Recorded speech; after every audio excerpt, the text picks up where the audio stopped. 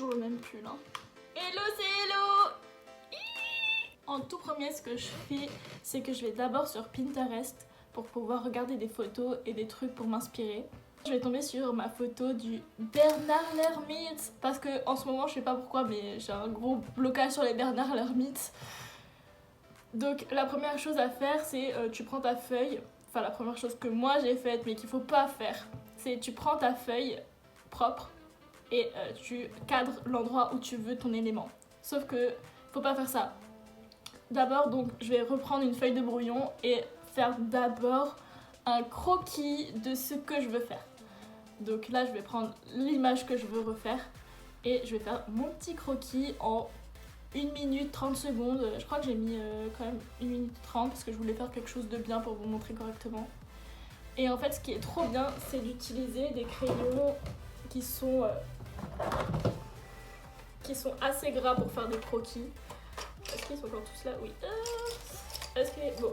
En gros, ça, c'est une boîte qui vient de chez Action et ils sont trop bien pour faire des croquis.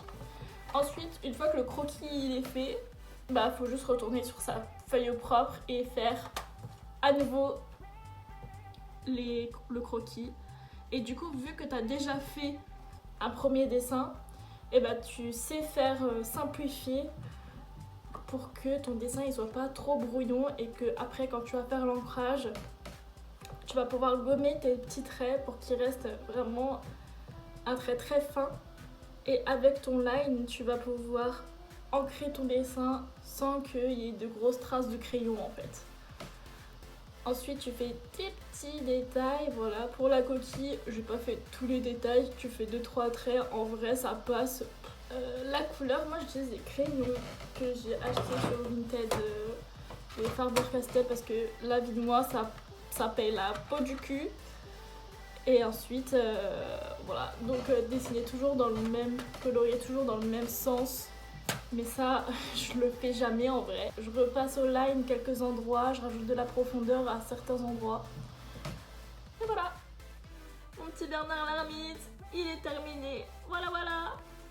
J'espère que ça vous a plu. Et puis, abonnez-vous et à la prochaine.